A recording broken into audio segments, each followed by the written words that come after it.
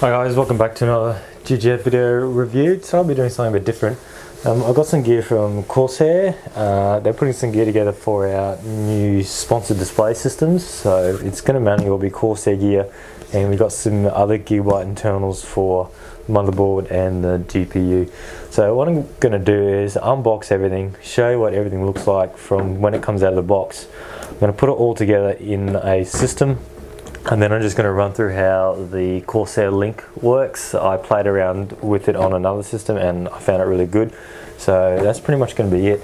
So first of all, I'm just going to start with each box, go through each item, and we'll have a quick look at each item. I probably won't test each item because that'll take quite a while. So I'm just going to go through what you actually get in the box and what each item looks like. So there's pretty much enough gear here for one whole complete system, including all your peripherals.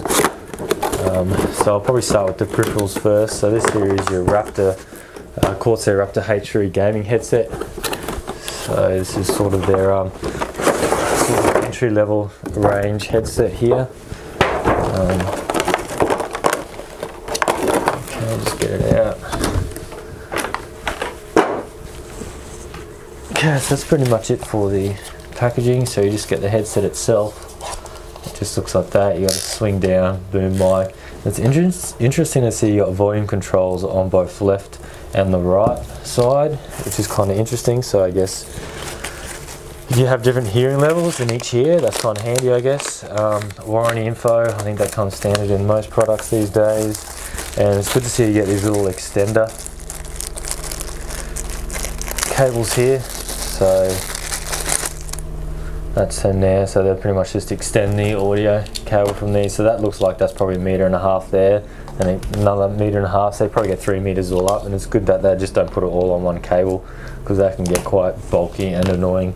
And there's also a little inline volume control, and you've got the mute on or off for the microphone as well. Okay, and that comes in a nice little bag if you want to transport it like that. Yeah, so that's pretty much it for the headset. Feels nice padding. It's got raptorgaming.com along the top. Okay, so that's that. We'll move over to the Raptor mouse. This is also their sort of an entry-level gaming mouse here. Nice box. Really nice boxes that Corsair are doing, even on some of their entry level. This doesn't even use Velcro. It actually uses a magnet on the side here. So I don't know, haven't actually seen too many boxes that use the magnet design, but yeah, that looks great there. I wonder if there's any settings on this here. So you got a 4000 dpi optical sensor, 7 buttons you can program. Profile storage, so you can on-the-fly switching for different profiles. It's got a switching LED indicator on it. You can, so it's got DPI LED, so when you change the DPI, the LED changes. It's got a scroll wheel, pretty standard, 100 Hertz response time. Apparently it's got extra large glide pads, a low friction braided cable, and it's got a total weight of 150 grams. And I believe there are actual weights in this you can take out as well. So that's pretty crazy for a sort of a entry-level gaming mouse. Like, it's not a $100 plus one like some other models, and even I think the Corsair M95 is one of their best at around that price. If I can get this out somehow. Okay, so box is now empty. That's how it comes like that. Let's have a look if I can work this out. So you pull that out like that. Alright, so once again you get your manual, bits and pieces, warranty, just random stuff like that, nothing too special. It's actually quite crazy packaging.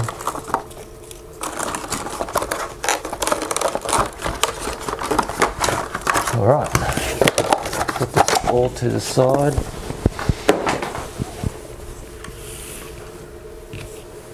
So now that's it there. It's actually a really nice looking mouse. It feels really nice. It's got two types of finishes. It's got like a sort of a smooth rubbery top on it. The whole thing is just one whole piece, and then the sides, each sides are more of a rough sort of material, so better for gripping and that.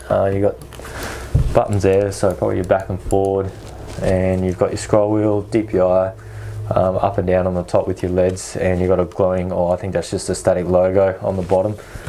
We'll see if we can play around with that in the software later when we go through it all. And then there's your cable, really nice braided cable, and that's the length of it there. So I'll wrap it back around, so I'd probably say that's probably 1.5 meters there, which is good to see. Alright, we'll move over to the keyboard. I had to play around with another one of these, and I really do like this new keyboard from Corsair. It's not mechanical.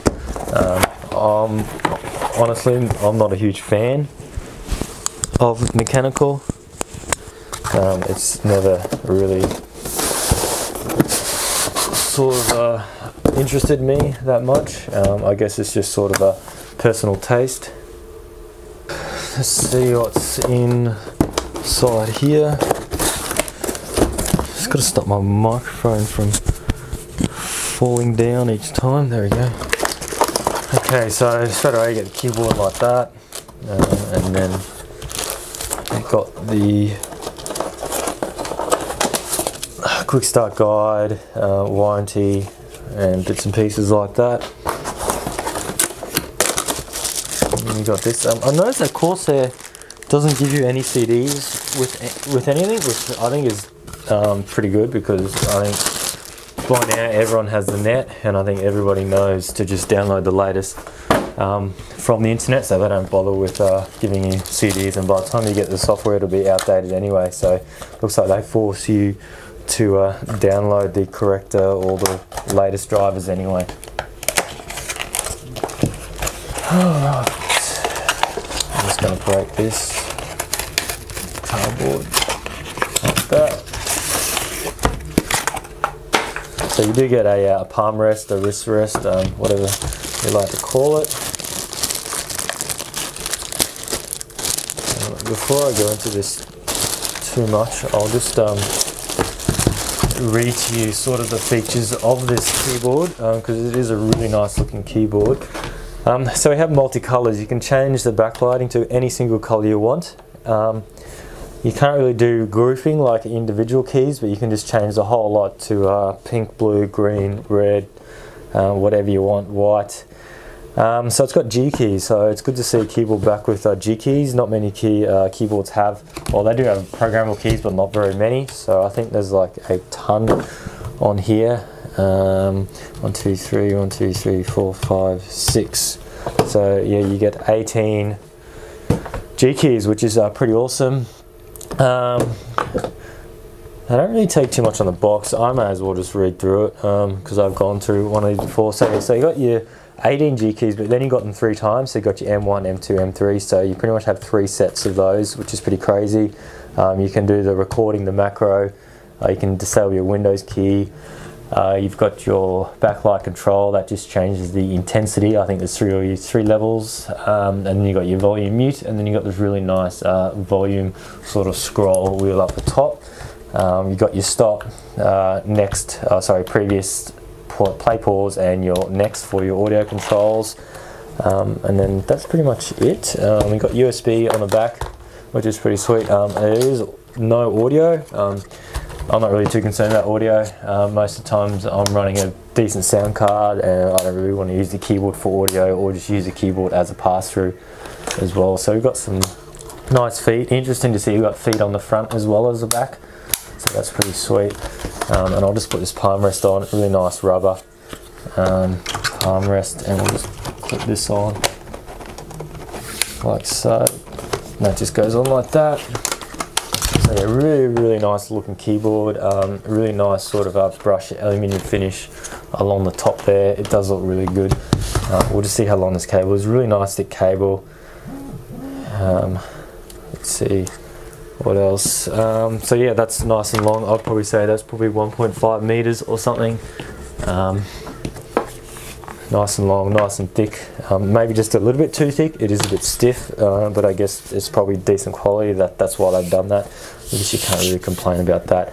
And we do have some different coloured keys for your arrows, and your AWSD keys are slightly different colour as well. So when I get this machine up, I'll fire this up in Windows and I'll show you what the software can do. It's got some really cool lighting modes for when you're in idle and different things like that. Alright, what are the peripherals? We'll have a look at the mouse pad here. I'll try and open this up nicely so I can reuse this box. It is a nice box, and you can put your mouse pad back in here if you're going to LANs or if you're transporting it a fair bit, so it's a kind of a good idea. It's just that when you pull off this sticker, it kind of nearly destroys the box, so I'm just going to try and do it so I can just twist it like that so I can reuse this box as it was. Alright, so this is the Vengeance M200, so I think it's the first series mouse pad from Corsair, so it's 360 by 300 and 2mm thick. Really nice little box, or I don't know, transportation little canister there, which is great. Not really much more about the mouse pad. Warranty against defects and that, and then oh, you got something else, more warranty there. Alright, and that's it there. I won't go too much detail into that. Just a nice looking mouse pad for under 20 bucks or so. Alright, that's it for the sort of peripherals. This is going to be the cooling for the system. The system is going to be an AMD, probably either a 5800K or a 6800K from the A10 series from AMD. Those CPUs, I've tried both those before. They're great little CPUs, great for gaming, which the system will be for. So no doubt this cooler should be able to cool it nicely. Alright, so I'm pretty sure everyone's sort of familiar with these Hydro series. This is the dual 120 mm fan version, so sort of similar to the H100i, but this is pretty much just a single 120 rad with a fan on each side, whereas the H100 is a dual 120 with a fan, two fans on one side. So I actually prefer the design of this one. I think it's a slightly better radiator, it's a bit thicker, and stuff like that. Okay, so what do we get? We get solutions guide, warranty, and we get another sort of quick start manual. This is really good. I've installed one of these previously, and it's really good for your AMD system, your Intel system, and it's really handy to tell you where to plug in your USB and things like that if you want to use the software. And it's also interesting if you're using the AX1200 or using an i version power supply, one of their digital ones. You actually plug that power supply into this as well. You don't actually plug the power supply into its own USB. We'll go through that later on, and that works pretty well. Alright, so I'm going to pull this out. Nothing else in there, nope. So once again, nice looking box from Corsair. So yeah, so there's your little USB cables. So this is what drives your little USB connector, so that goes actually into the sort of CPU block in the plastic bit, and then that goes straight into your USB header on your motherboard. This also plugs in the CPU block, and that controls the two fans that come off it for the radiator.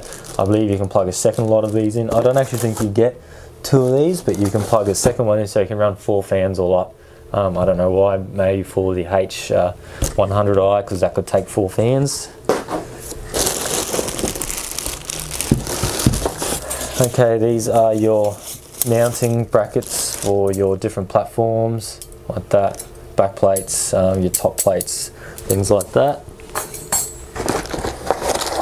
Screws and whatnot, which you need to mount all. Your 2 fans. These are nice looking fans. I had a look at these on the other one, just a standard grey one like that, but they are actually nice looking fans, and the other one is the same as well. So yeah, nice looking fans there. It's the empty box. Alright, here's the system here itself. It's actually quite heavy, well, it's not too heavy, but so it uses SATA power, which is good to see. It's good to see things are moving to SATA power, things like motherboards and that, instead of using Molex and that. Molex isn't used that often anymore, so it's got, yeah, SATA power there. That'll control the pump, get power to it, and also for the fans. And you've also got a sense Y here, so if you want to monitor the RPM of your pump, you can stick that on the motherboard as well. Alright, so that's the radiator there, nice and thick, nice fin design there, it's pretty sweet. Got thermal paste already on there. It's like one of those padded ones you get on Intel, AMD CPU coolers and whatnot. That one doesn't want to stay on. So it might be hard to see, but you've got like your two inputs there, so each one of those runs 2 fans each.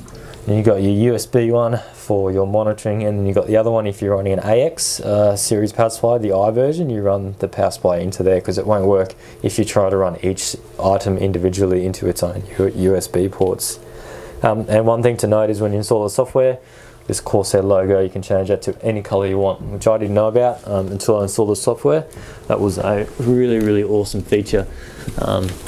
So if you're running all this Corsair kit, you can pretty much change all the lighting you like to match all your gear. Alright, so we've got some Vengeance 8 gig of RAM, 2x4s, DDR3. What is the Pro series? This is their new stuff. This is 1600, probably CL9, I think. Yeah, 99924 1600. So I'm not really going to go too much into the memory.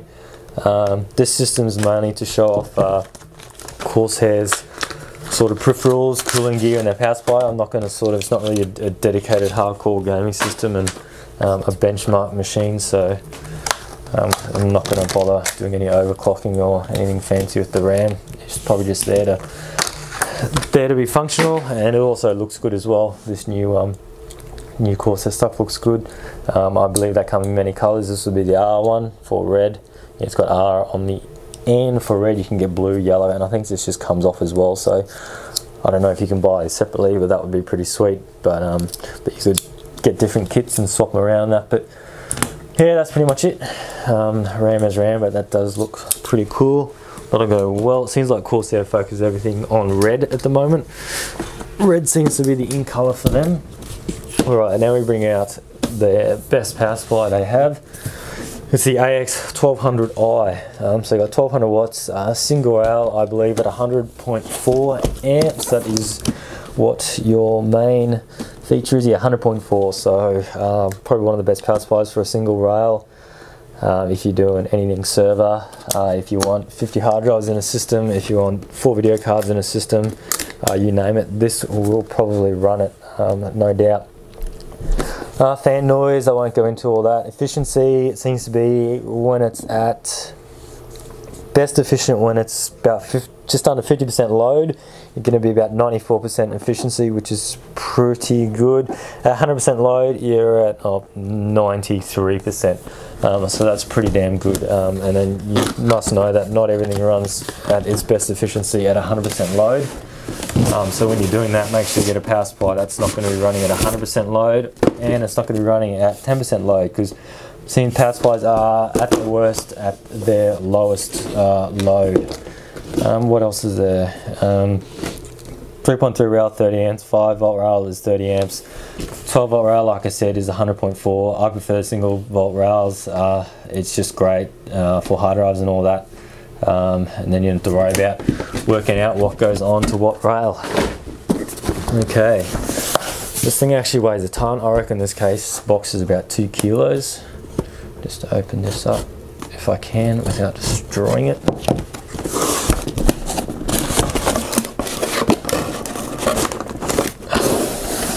I don't really want anyone getting into this in a hurry. Alright. Check my microphone, still good. Alright, let's see, warranty again. What's this one? Download the latest Corsair Link. Yes, I will be doing that. I will show you how that is done later on. Alright, so the series are your 1200, 860, 760. I'm not sure why they went this to 60s instead of like an 800 and a 700 or 50s, but that's entirely up to them. This tells you everything about connecting it together. It's a pretty sweet manual. Recommend using that and checking that out. And it doesn't have something, a little nick in it to open it. I'll make one. Alright, so this here is what you would connect your system to the USB. So if you're using just one Corsair Link device in your system, you plug the from the power supply into here, and then this just goes into your USB on your motherboard. But if you're using another Corsair Link device like the hydro cooler, you don't actually use this at all. It's not needed. Standard AU IEC power cable. We don't really need those. I'm sure everyone's got them. What do we have here? Some 4 screws, some zip ties, some padding, and we have a nice logo as well. Of course, it makes some nice little case badges as well. They look pretty sweet.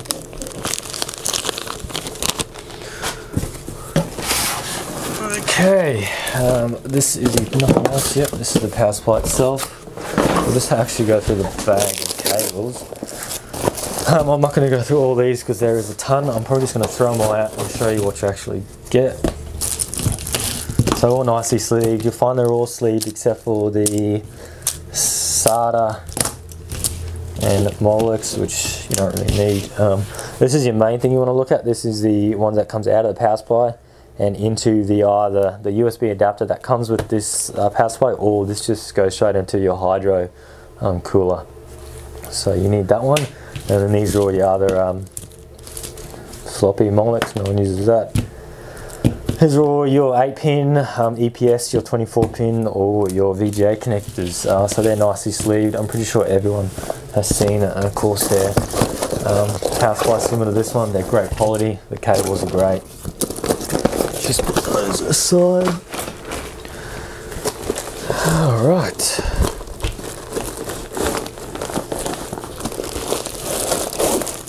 So we get these nice bags. Corsair's been doing this for a while now. I'm not sure if Corsair was one of the first, but I know they've been doing these bags for a long time for their high range or mid range to high range power supply. So I don't really know why you need a bag.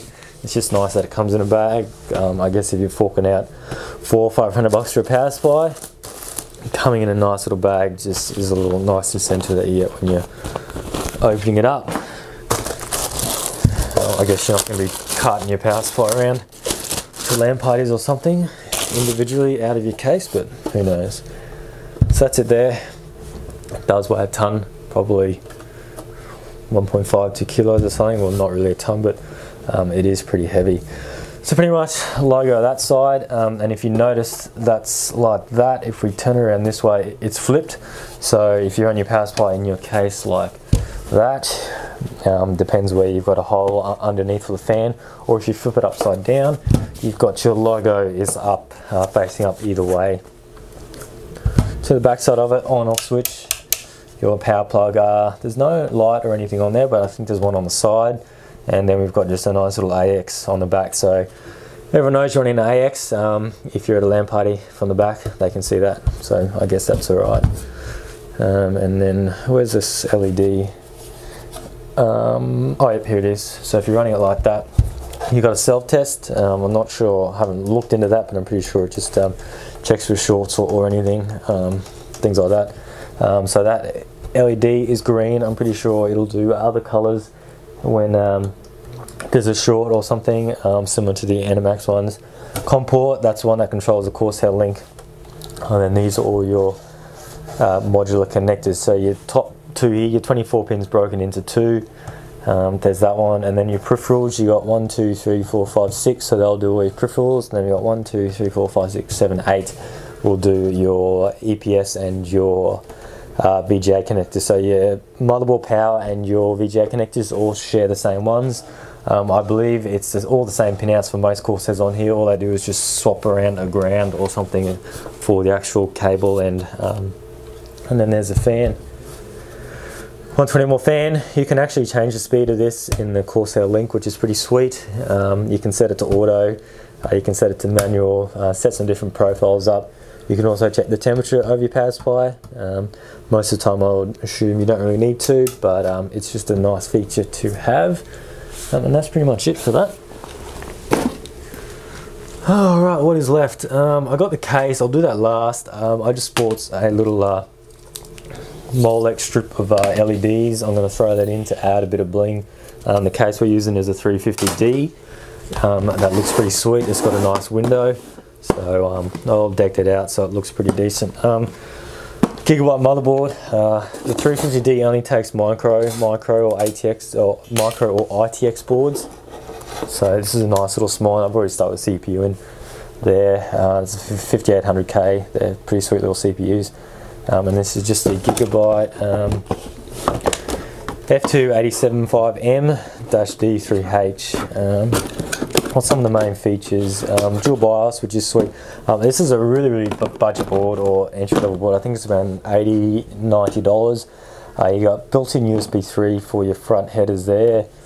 1, 2, 3 outputs on the back, VGA, sub, HDMI. I'm not sure if you can run all those at the same time, but it'd be pretty sweet. I'm pretty sure you can. You can probably run iFinity straight off the onboard, because if it's got the 5800K, which has the built-in 76 something HD graphics card.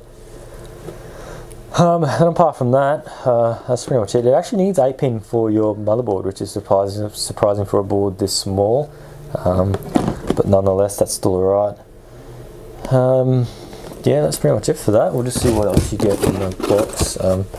As I said before, this PC is not going to be a performance beast. It's just going to be sort of show off all the gear and what it can do, but no doubt it'll still be able to play some decent games. Second last is the GPU. Just a Gigabyte. It's a bit old, 6970 OC. It's 2 gig. I'll still probably play most things these days. Like, you're not going to be able to run iFinity Crisis and whatnot at full res, but for most games we'll be putting on it. We'll test out, I don't know if I'll test out any games, but when I've got it on show at GGF, it'll probably be either maybe going through some games. I know we'll probably have Sniper 2 on, or just something that looks good, but apart from that, it's a decent little card. You could probably get 4 screens off that, which is nice. Which I've always liked about AMD cards, you can get 4 screens off most of them. I'm just going to see if I can bring around the case now. I'm probably going to have to cut the video and readjust this and come back.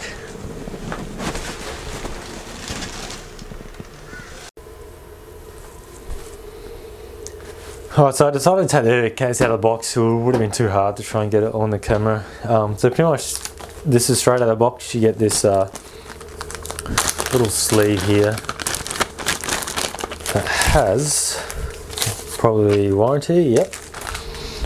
And it's just got some little quick start guides. That's it there, sort of a breakdown of the case, what everything does. I'm pretty sure most people will be familiar of each part. So this is a very small case. Probably Corsair is one of their smallest ones to date. It only takes ATX, it only takes micro ATX or ITX boards. I'll just give you a view of. So this is your left side. It's got protected plastic on there. I might actually take that off so you can actually see what it does look like. Got it there. Nice looking window there. Get that header out there. This is the front. Now the front also has this.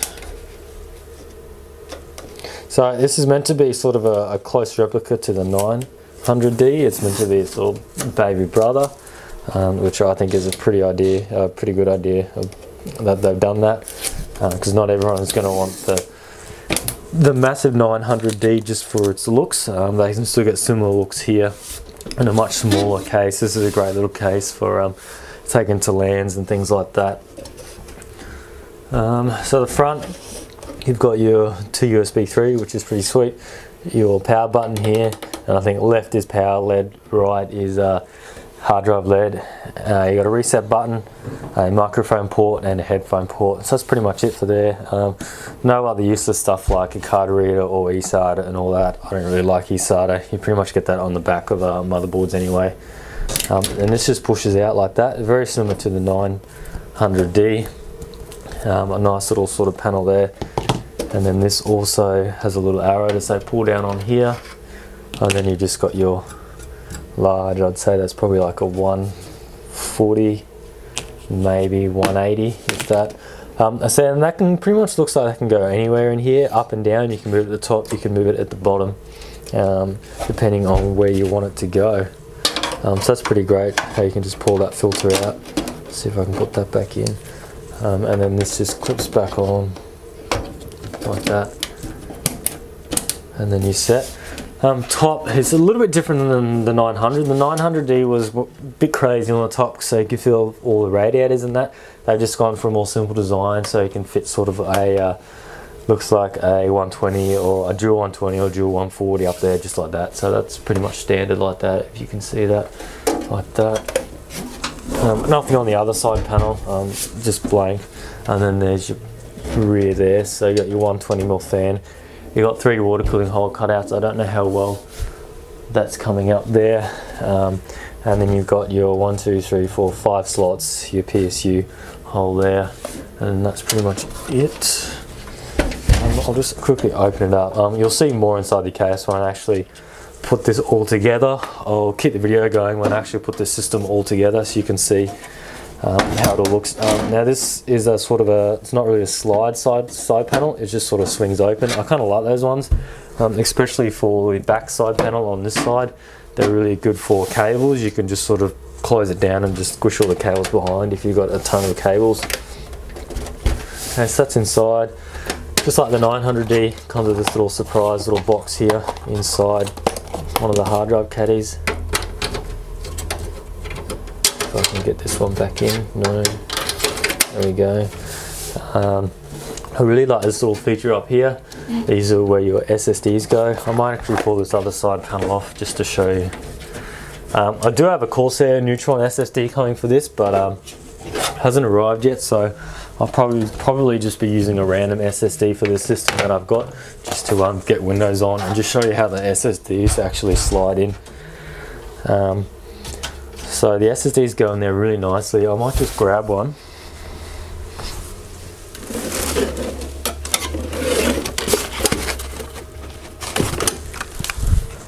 So you grab your SSD like this. Where are we? Around the right side, yep. And then it's just sort of, you just push it in and then that's it. So just really simple design. No screws, no nothing. And it's kind of like spring loaded, and then you just pull the flap back out and bam, out comes your SSD. So it takes 1, 2, 3. So great little idea there. So you got your cutouts like usual, massive cutouts. I'm pretty sure that'll be enough room for an ITX or a micro ATX board. You're not going to need any bigger than that. It's got 2 hard drives, or full standard size hard drives there you can take. And that's pretty much it. As for the bottom, it's got this standard fan filter for your power supply. That's actually pretty nice. It sort of slides in its own sort of cage and locks in. Not like some of the real cheap cases. You pick them up and the fan filter just flies off and you nearly drop the case. So that feels really good. Let's see what we get in this little thing. Pretty much standard. I'm not going to even open that. Just your cable ties. No case badge, but doesn't really matter. And just all your random screws and things like that. Yep, that's it. Alright, so I'll probably readjust the camera again, and I'll set this system up so you can see, and I'll start installing this component by component, so you can see how this all goes together.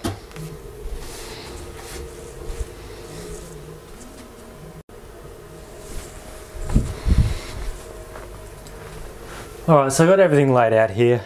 I made sure I got everything out just to make this video a bit quicker so I don't go searching for things. I'll start off with the power supply. I like to start off with that first, just so if I have any cables that need going in. I don't have to worry about pulling out the motherboard or whatnot if I've already installed it. So pretty much get 4 screws for the power supply that come with it.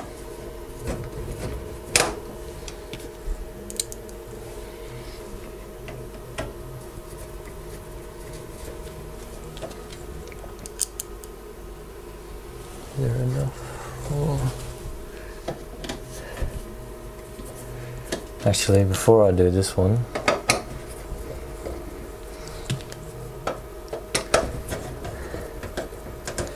first off, what I'll do is we'll just spot this board. So straight away we've got audio. Audio is the bottom left corner. So what I might do is I'll take out the power supply, grab some of the cables around the back, undo that. I'll find the audio on.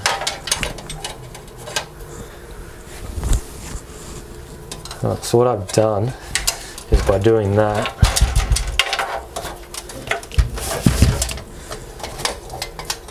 the USB should be right because there is a bit of a grommet for that.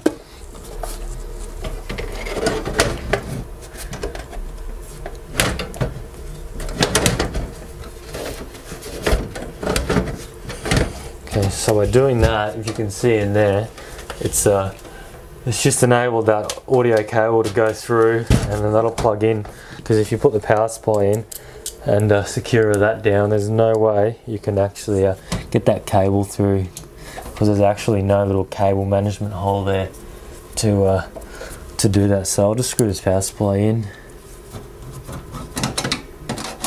quickly, and then I'll move on to the motherboard.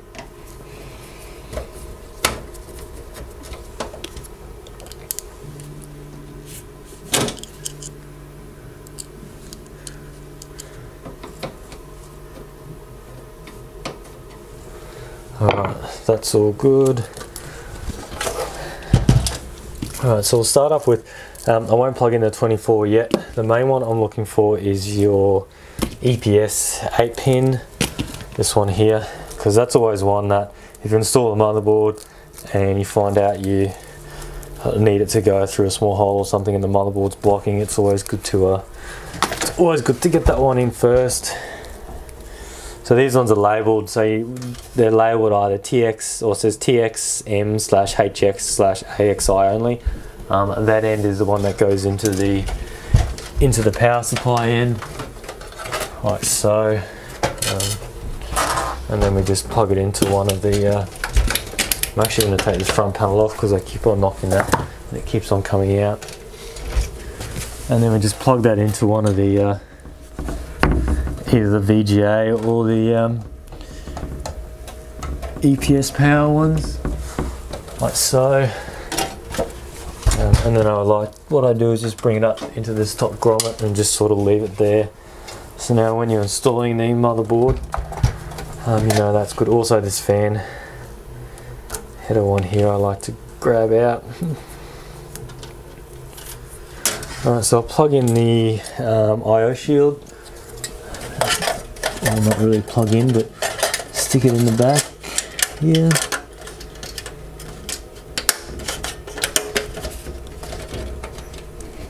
Like so. Sometimes these can go in first time, or they can be a bit annoying. Alright, so that's in like that. This case always comes, this case comes mounted with all the motherboard risers there. So this should just be as simple as just dropping this straight in. Now, the AMD doesn't need a backplate for this cooler. It just uses the standard retention bracket that comes on AMD. Good thing with this case, it's got a little, it comes with a little pilot hole, so you can line up and just drop it in, and then it sort of holds it in place while you plug everything else in or screw it in. So what I'm going to do, I'm just going to put like a few screws in. I'm just going to put a screw in this top corner. Won't tie that too tight in case I've got to move it. And then just a screw in this bottom corner. just so I don't screw it all in and then I have to move it sort of later on.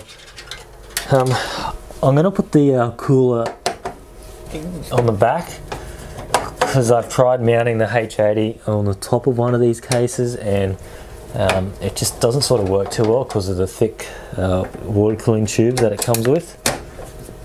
It's actually much easier on the side. I guess if you've got a H100i, it's much better to mount that on the top because it comes with slightly thinner tubes and it's easier to rotate.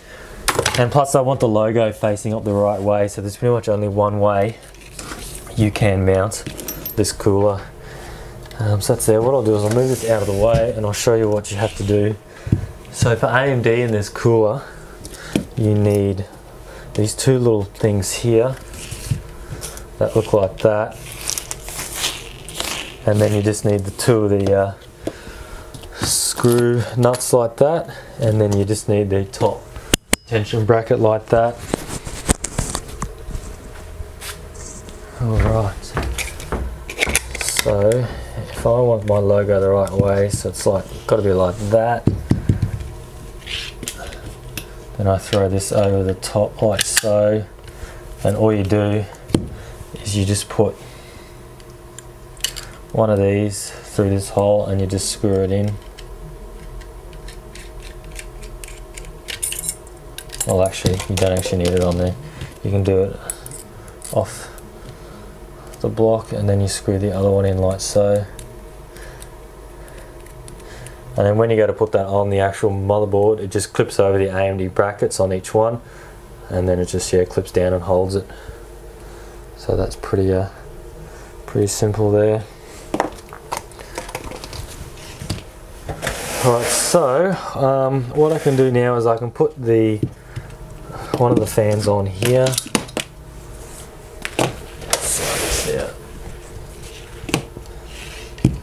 So I can put this fan on. I'll try and do it neat so you don't see any of the cables. So I can put that fan on there like that. Where's my... So it comes with these two sets of screws for your radiator, so you don't have to worry about trying to find some more. So just screw those in like so, if I can get it lined up. Actually, they don't seem to be...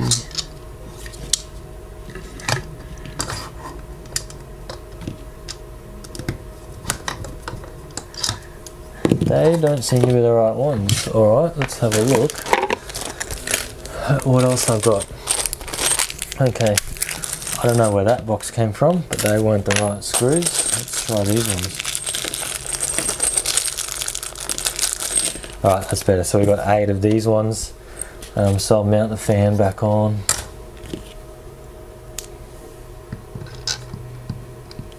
So I'm just doing this side first because it saves a bit of time once it's in the case. I guess you could mount it once it's in the case, but it might be a bit hard once you've got the water block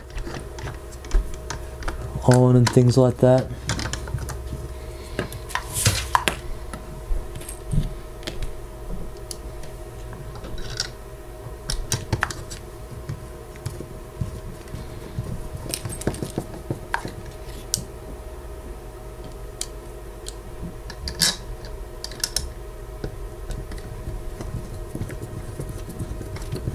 So you don't have to go too crazy tight with this. Like, it is just a fan. This is purely just holding the fan this side on, so I guess you don't want to go too hard and too tight and snap the corners of the fan off.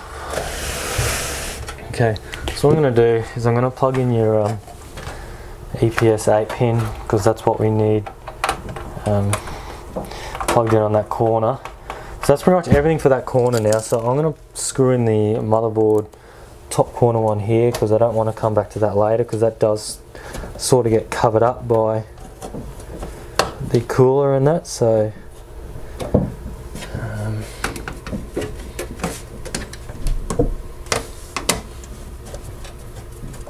alright, that's in.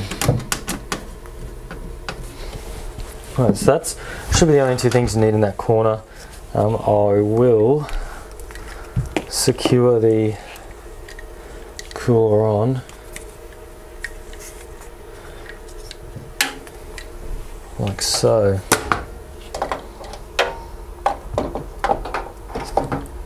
Alright, so I want it looking facing up the right way. So what I'll do is grab this like so. Might be hard to see, but it just pretty much just, you get one side on. It's gonna be hard with that in the way.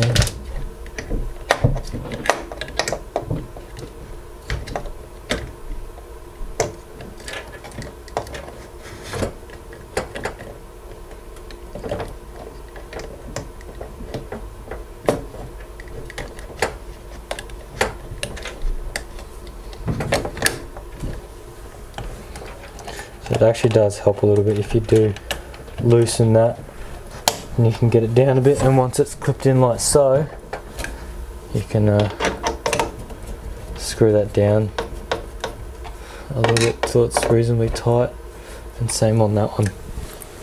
Right, so by mounting the block like that, so you can see the Corsair logo facing up, means all your cables will go in this top left and right side corner, so it just gets them out of the way, so you can't really see them once the system's up and going. If that'll just rest there or somehow for me to, so it uses SATA power. I'm going to plug that in like so, out of the way. I might actually run that through there, under there, so you don't really see it. Grab this cable from the AX1200i. This end plugs into the power supply. This end now plugs into the pump, because the software will then detect it and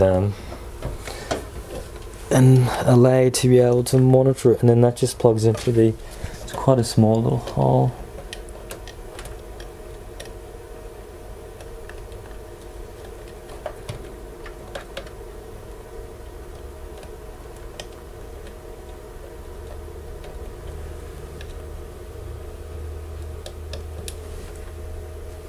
Alright, I think that's in.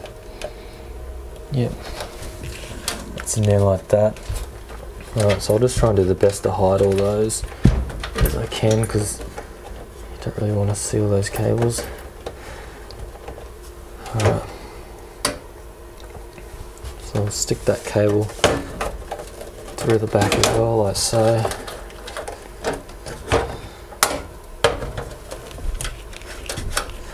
Alright, so that's pretty much for all that mounting. All I need to do now is grab the second fan. I'm doing this so these suck in from the front and blow out to the back. So I'll just stick this one through the hole as well. It's just good to put everything to this back cable management hole while it's loose, because once you screw everything in, you don't really have access to that back area there. Okay, so that's it there. So you just line up the holes with a fan, through the fan, and then that just goes through the radiator, like so. Just do a little bit there. So yeah, it is pretty tight to fit one of these in, just purely because of the room you've got, and the thickness of these cables. Alright, just put the bottom one in. So a H100 will probably be slightly suited better for this case, purely because of the thinner cables you've got on it.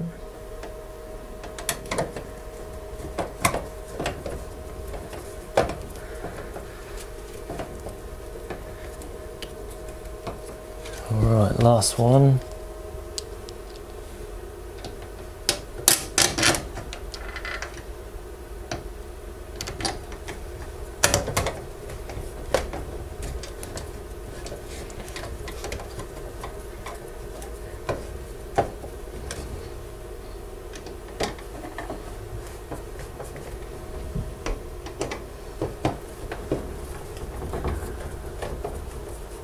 Okay, so they're all in. That's not going anywhere. So as you can see, yeah, the purpose of trying to get them all through the top and plug that EPS power in is you've now got no access to that, to there as well, so you probably don't want to have to pull that off again. Alright, so that's that's the main parts of it. I might just screw, I'll leave the rest of the motherboard till later on, and things like that. I actually might have to just loosen that power supply because I didn't give enough for that cable, just down the bottom there. I'll just plug that one in there because we all need our front audio.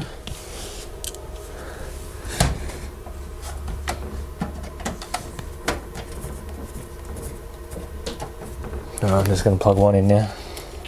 Alright, now before I'm going to screw in the board, I'm actually just going to feed through everything I need. I'm going to need my front panel connectors, and I'm going to need my front USB wherever they may be. Actually no, front USB is the USB 3. I'm used to having USB 3 and USB 2. So it's just this one. So that makes it handy. You don't have any other little USB 2 ones that have to go down the bottom. Alright, so I'm just going to fold that one up to the top. Plug that in like so. It just goes in there. While I'm at it, I'll bring in the USB from the cooler.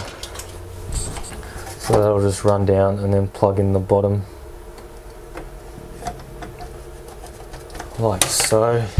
So I can probably just hide that behind the power supply a little bit, like that. And now I'm just going to plug in the front panel headers.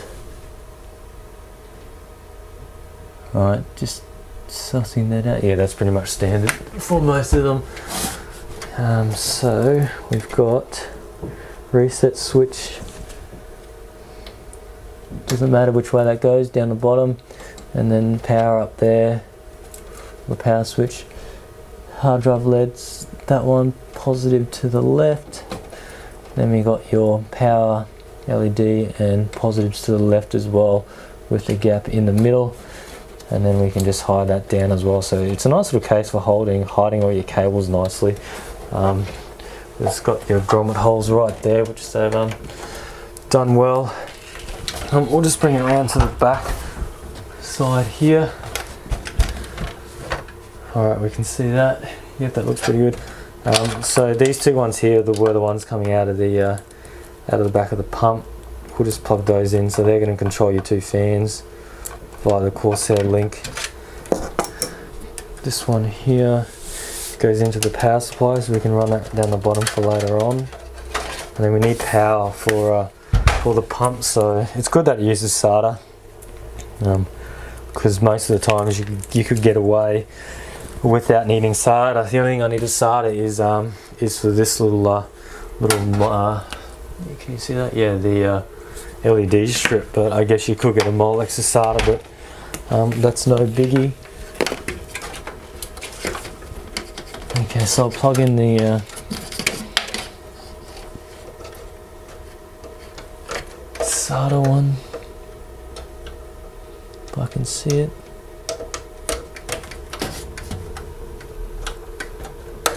Okay. I'm actually just going to stop the video and start it again, just so my camera doesn't have a fit, because it's been recording for too long. Okay, back on again. Okay, so I got my SATA going through here. Just plug so I'm going to have an SSD there. SSD has SATA power there. Yeah, that should reach up to here. Like so. I'll just plug the SSD in now while I've got that out. So just push it straight in, slot it in, and you're done. Very, very handy that is. Plug that in. It is a little bit tight, but we should be alright. Okay, while I'm doing that, I'll grab a SATA cable if I can find one.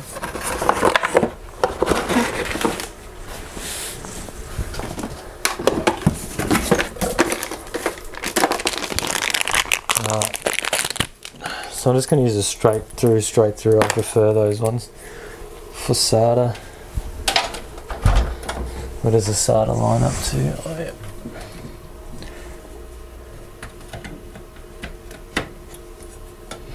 SATA 3, and then just plug that straight into the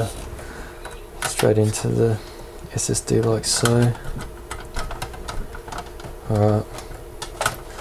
That's everything on the back sorted that we need to worry about. Oh, we've got the front fan here as well. Just untwist that and see where the next fan header is. So you got system fan up the top there, so I can just plug that in. Up there. Okay, so that's nearly all the cables done. I'm just going to plug in the 24 pin ATX power now.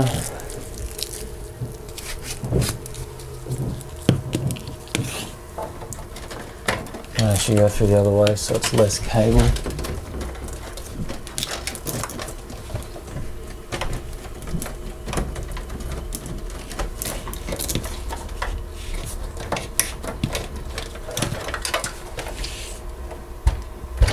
Alright, I'm going to have to just stop the video and swap the batteries over.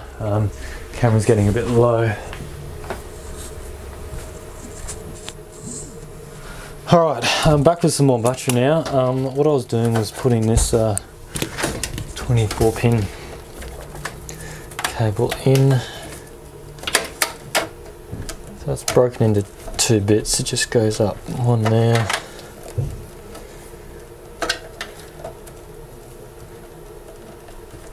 And the other one folds in just like that, and then that can just go straight out there like so. Just fix up those few cables there. Alright, now I'll just bring that through the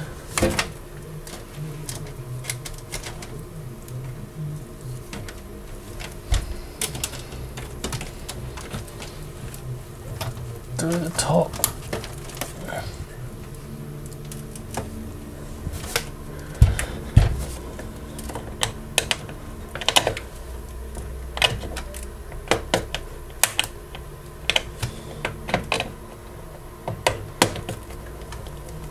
Just like that.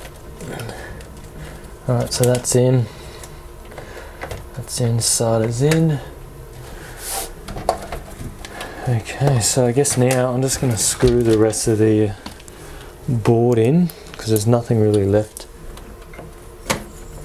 now.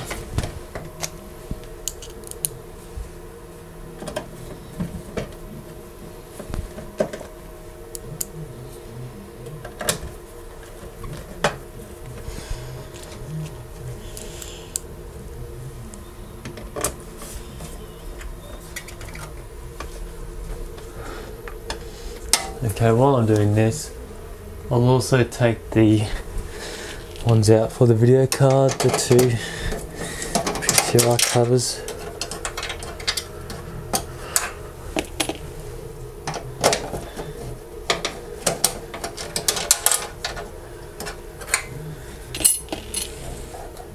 Okay, that looks like it for everything, yep. Put the RAM in as well.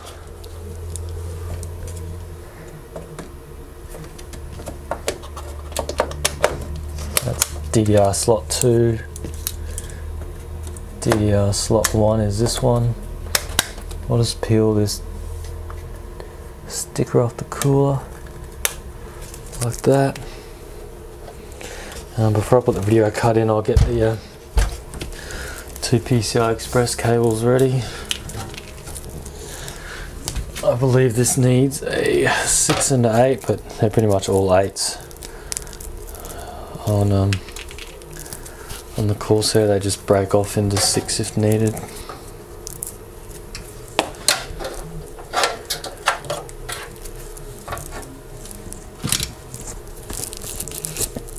Alright, Pop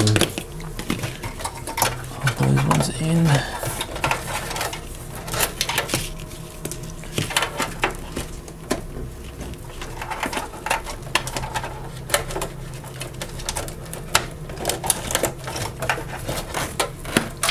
Okay, while I'm here, I'll also plug in that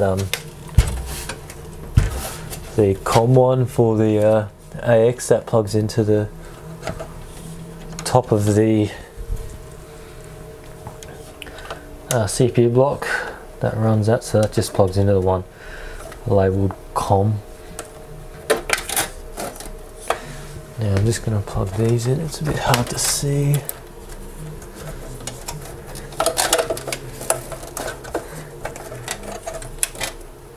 The VGA in it's actually really hard to see.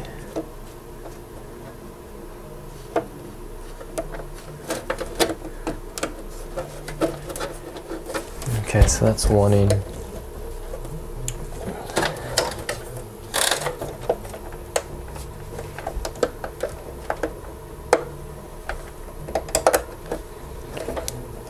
That's another one in. Just fix that up out the back there. Keep that nice and neat. Pull that forward a bit.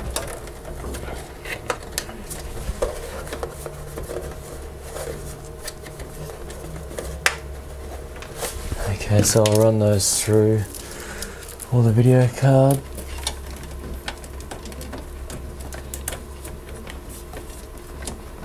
Now, I'm not going to bother with a mechanical hard drive for this build. It's just purely just going to have the SSD. That's all it really needs. Okay, so let's drop in the video card.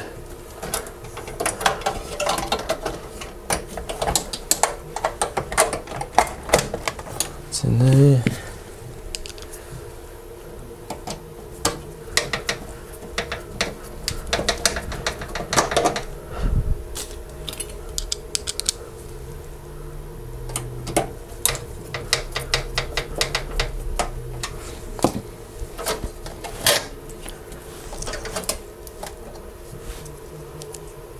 So yeah, to get the 8, you just join the 2 on the side of the 6 and that gives you the 8.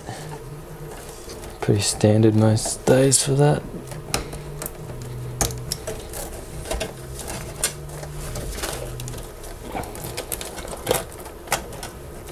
Okay, so keep that in there like that. Just put one more.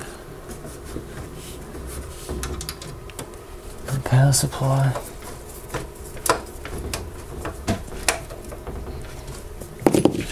Okay, so that's everything in there. I'll just put that down flat so you can see. The system's pretty much done. With this white LED strip, I'm probably just going to put this, if I can get the sticky. This is good because they just come with adhesive 3M backing on it. If I can get it off. Like so. I'm probably just going to run that, say, how long is that? Probably you want to do it so you don't actually see the LEDs. You just do them so they're hidden and then they just shine somewhere onto the area where you can see. You just don't really want to see just bright LEDs coming out at you. It's a shame that uses Molex because I got to plug in just the whole Molex one just for to run those LEDs, but oh well.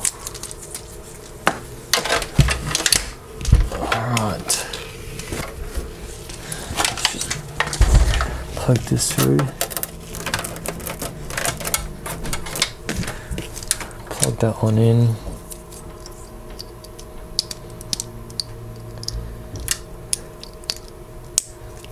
Like so. And then you just plug the peripheral one in next to a SATA. Just like that.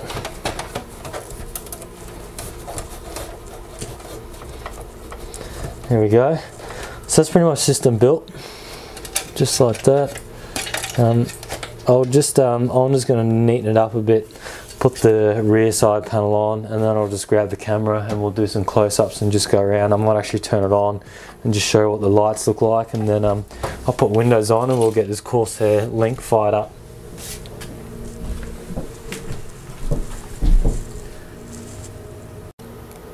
Alright, so the system's up and running now. You can see it's up and going.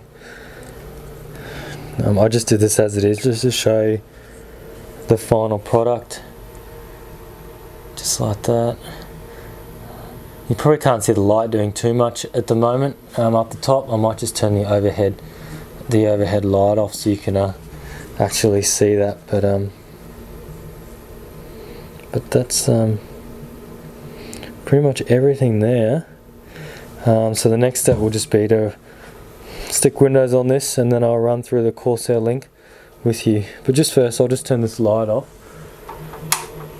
so you can actually see. So you don't want anything too overpowering, just enough to be able to sort of give it some nice looks and stuff like that. So yeah, I'll just fire this up in Windows, and we'll go through Corsair Link. So I've got Windows on the PC. The one that was just built is the one on the right here. The one on the left is one I built up beforehand, so they're pretty much exactly the same. The only things are the motherboards. The one on the left is Intel and the one on the right is AMD. So it's just a little bit noisy at the start, but it just goes down once the Windows is up. So we'll come in and have a look at the Corsair Link software. Alright, so I've got the Corsair Link software downloaded. It's on the desktop here, so you just run this. Yes. So you can just get this from the Corsair site under the AX series power supplies or under the Hydro coolers. You just got to download, and they're both the same. So just install this, all default locations. Just hit yes to install that. And we'll launch it. Okay.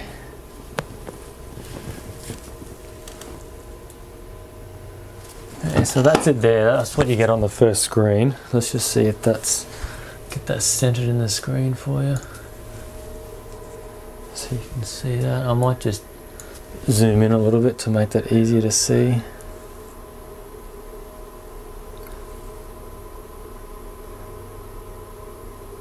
Okay, so you can also, first off, you can select your case from a list of, you can right click and do change system image. I'm just going to leave it as the default one here. Alright, so on your left here you have all the stats of straight away all the devices it's found. So it's picked up, first off we have the CPU, that's the percent of the load there. Up the top left, and as you go down you've got the video card is at 39 degrees.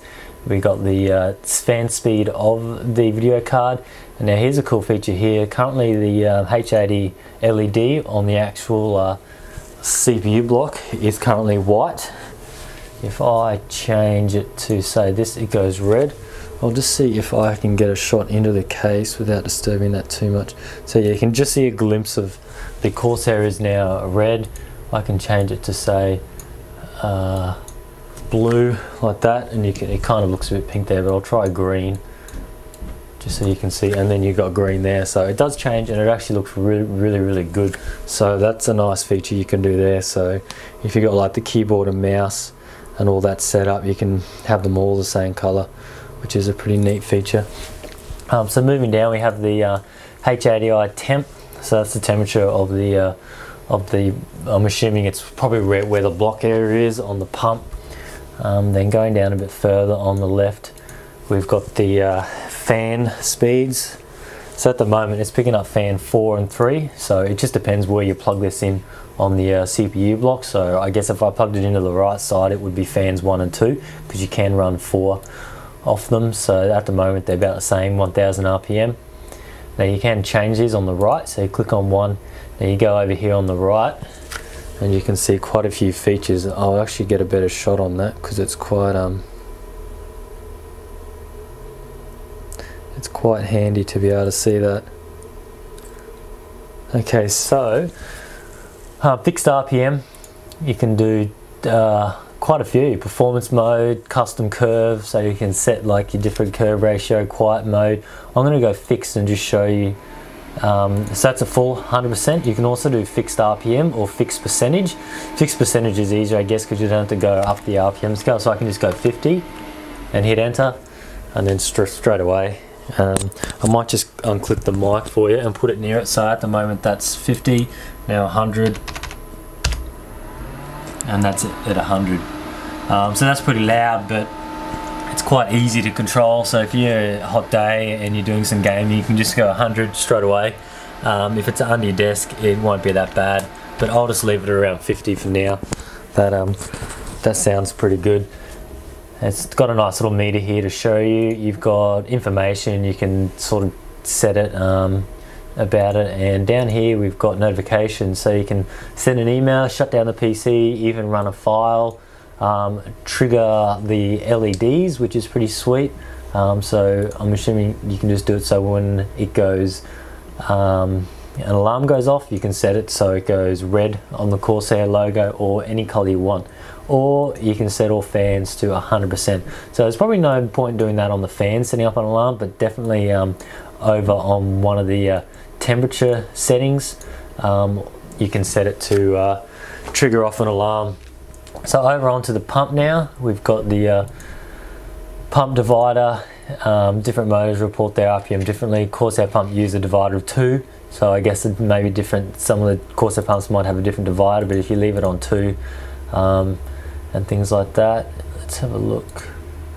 Going down, we got the PSU fan, so at the moment it's default mode. I can go fixed percentage and put that, that's at 40 now. I'll move the mic and put that at 100. So that's gone up now, you can see, and then the gauge has gone up to about just under 2000 RPM, so you can hear that one go up. So it's pretty sweet. You can change your power supply, you probably don't need to. Most of them you don't. It's also got your temperature as well.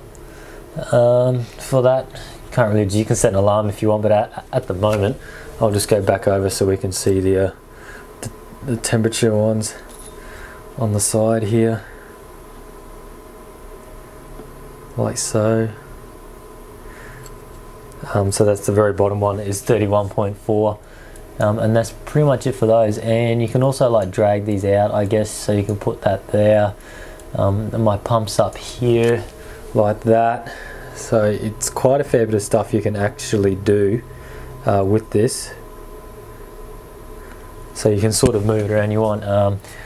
What else do I have? My fan 4 can go there. My video card can go, say, there. CPU can go sort of there. LED can go there. And that's your fan speed there. So there's quite a few things you can do just on this home screen. It's pretty good you can do that. Let's just go out a bit more and see. So along the top now, that was just under our system view. We've got groups. So you can set up different groups of devices. So you can go like a VGA group, your CPU group, your fan group, things like that. You probably won't need to do that too much, but it is handy to be able to do it. You can control all the groups at the same time. Moving on to graphs over here. We've got just graphs of, it's just been logging, so it's been logging. I can probably tick them all, and now I can see my graphs of my H80i pump, my fans, my GPU fan, and your GPU temp. So that's handy to have graphs as well. And now moving over to sort of the power supply side of things. This is everything here for your power supply. I haven't really looked into this too much, so we'll go through it now. So you got your efficiency here, 77%. So I'd probably go and buy this box. I'm probably using the lowest amount of efficiency for this 1200 AXI. So you probably wouldn't run a 1200 AXI on a system like this with one video card, sort of a low-end system. It's not going to be very efficient. You're best to either run it at around 50 or 60% load. Alright, power in. So yeah, I'm doing 90 or so watts. Not very much there, 100 watts. So once again, you got your fan speed here, you've got your temperature over there, and this is also good how it gives you each rail voltage. So apparently my 12 volt rail is spot on 12.03. My mains coming in is 243 volts, so that's pretty spot on. I'm in Australia, for anyone overseas watching. 24 pin 12 volts is 12.03. I would assume that would be the same as a 12 volt, unless they're going differently, so unless they're different on this power supply. 5 volts spot on, and 3.3 is spot on.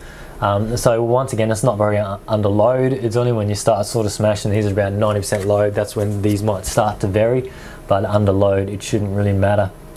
We've got some options down below here. Let's see, you can actually enable or up the voltage on different rails. So if you are running at load or you want high voltages, you can do that. Probably most people won't really need to do that. There's probably no point. I'm not going to bother adjusting that at this stage. And then we just got options over here. So under the options menu, I'll just go up. Oh no, that's at the top. Yep. You got show all devices, which I've got all devices. Show temperature in Celsius, which I want. Run at Windows startup, I might tick that. Start minimized. You can set your skin either light or dark. I like the dark one. Font color. And mail setup. So if you're really crazy, you can set it up to email you if something gets too hot, a fan goes too low, pump goes too low, something like that. It's handy to have. Probably not really necessary for most people, but still something good to have. And then that's pretty much it for that. Yeah, that's just your config panel. So I must say this is a great little bit of software, especially to just come with these devices. There are other things out like your core temp and fan speed, all those programs, but they just don't integrate the hardware as well as this software does. Although you do have to buy the Corsair gear. I've had no issues with this Corsair gear. I find it great. So yeah, definitely something worthwhile if you're looking at a water cooling device or a power supply and you're sort of crazy about your system and you want to monitor it all the time. That's something definitely to look into.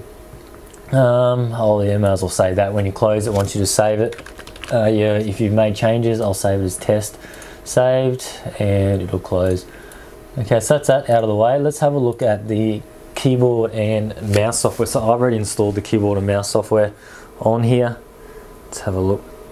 So it uses, you install two different types of software, but it uses the same config panel. So you just go left or right up the top here, and now it changes it. Alright, so you got your macro keys, M1, M2, M3, and when you click on these, it actually lights it up on the keyboard on which one is lit, and then you just click on a key and you can assign it to whatever you want. Playback options, delay options, advanced options. I won't go into too much detail on that. It's just handy to set all those up, and you can set them as macros as well. Then we've got your managed profiles, so you can have separate profiles. So if you're playing FPS, MMO, you can just do profile load, and you could probably change the whole keyboard config to what you want. And now we've got backlighting over here. Now this is pretty sweet. You got full control of your backlighting. I might just zoom out a bit here and try and get this in. Alright, so we've got the keyboard. Oh yeah, you can sort of see that. So here's the keyboard here. So I'll change it to say green, and then you got green right there. Pretty much any color you want, just slide the sliders around until you've got your right color. I'll try and get a color that we can see on here. You can see that red. Yeah, that's looking pretty sweet. You got your intensity. I'll just keep it at full. Max brightness, I guess, if you just wanted it max. Now you got these light effects. You can do a pulse. Now I guess that's just going to like leave it for a bit, slightly pulse. Yeah, in and out. You've got cycle. I'm not quite sure what cycle does. We'll have a look and see. It's doing something. It might cycle. I think it cycles through random colors, which seems alright. Yeah, it is cycling through different colors. And we've also got on idle. So once your system goes idle, it turns the LEDs off, which is pretty sweet, because if you have your PC in your bedroom and stuff, you go to bed or something and you keep your PC on, it'll just lights turn off once your PC goes idle. So that's a pretty sweet little feature there. And then you can also control the LEDs via the button here. So you've got 3 modes of brightness, and then it just turns it off as well. So that's a nice little feature there to have. So that's it for the keyboard software. Moving over to the mouse, we might just go in a bit here and have a look. How does that look? That looks pretty good. So once again, you get profiles, make new profiles for different games you're playing. We don't seem to have brightness control for this LED here on the it's a bit hard, not really focused, but you can't change the the backlit color. It's only on or off, so I've done that, and now you can see it's off. And if I press this again, you can see it's back on. So unfortunately you don't have control over the color. What else? So yeah, same as the keyboard sort of. It's good how it's sort of all the same design. You do something on the keyboard, it's a very similar setup for the mouse.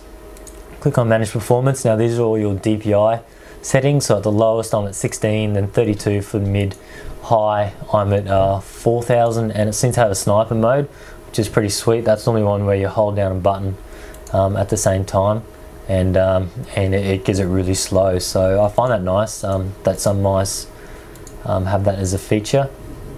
It's got service quality. It looks like you can to measure your mouse service quality, move your mouse around. Service quality measurements depend on DPI service and movements. Alright, so I'll do test and just move this around. So I'm not quite sure what this does, but it obviously tests your service quality. And then you got your polling rate, 1 milliseconds, 2, 4, and then you've got your lift height when you're lifting the mouse up and down. So it's pretty sweet to have that. Not many mice give you that feature. That's good to have. So you've got like your high, middle, and then low, which is good. And then for your DPI settings, you just simply up this little switch here, all up, and then all the way down like that. So that's pretty sweet to have. And what else? We got manage profiles. That's about it for that mouse. So few options there for the mouse, but just bear in mind that this mouse is sort of the lower ends sort of for your Corsair gear. So it is great to see you can still do all this with an entry level mouse and that. So, and then as for the keyboard, it's a little bit more expensive. It isn't mechanical, but I think it's a great design, and it actually looks really good. So but yeah, that's pretty much it for that. I just wanted to show you how this all goes together, how all this Corsair Link gear works, and how it all looks in one little system. We're going to have both of these on display at GGF on this Saturday, the 13th, so come along if you want to check them out. Yeah, have a look, and got any questions, let us know. But I just want to thank Corsair for giving us the opportunity to have these two systems out on display, and thanks for watching, and stay tuned for more videos.